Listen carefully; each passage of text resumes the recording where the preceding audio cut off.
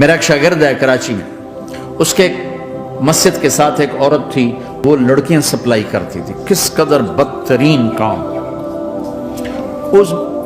اس نے، میرے شاگرد نے اس عورت کے بیٹے سے دوستی لگائی اور اس کو میرے بیان کی کیسٹ دے دی۔ اس نے کہا یہ سن لینا۔ اس نے گھر میں جا کے لگا لی، اس کی ماں کام کرتے ہوئے چلتے پھرتے سن رہی، کانوں میں آواز پڑ رہی۔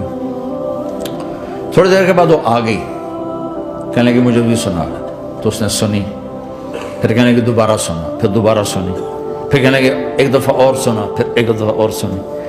کہنے لگے یہ کون ہے؟ کہ پتہ نہیں کون ہے۔ کہ کس نے دی؟ کہ یہ مولوی صاحب جو مسجد کا، اس نے دی۔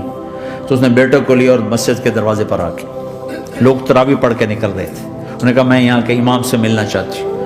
تو آ گیا، امجد نام ہے اس کا۔ کہا مولوی صاحب یہ کیسٹ آپ نے دی ہے؟ کہا جی۔ یہ کون ہے؟ کہ میرا استاد ہے۔ کیا نام ہے؟ طارق جمیل۔ کہ اس نے کہا ہے کہ جتنے بھی گناہ کرو توبہ کرو تو قبول ہو جاتی ہے، تو میری توبہ قبول ہو سکتی ہے؟ تمہیں تو پتہ میں کیا کرتی ہوں۔ کہاں بی بی توبہ تو سب کی قبول ہے۔ کہ اچھا پھر میں تمہیں گواہ بناتی ہوں، میری توبہ، میری توبہ۔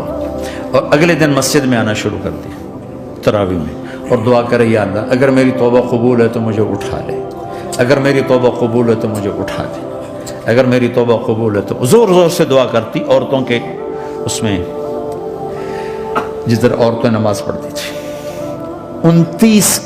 29 کی رات سجدے میں اللہ نے اس کو موت دی تھی۔ ساری زندگی لڑکیاں سپلائی کی اور موت آئی رابعہ بصری جیسی۔ توبہ ایسی چیز، اے اللہ میری توبہ قبول ہے تو مجھے اٹھا لے۔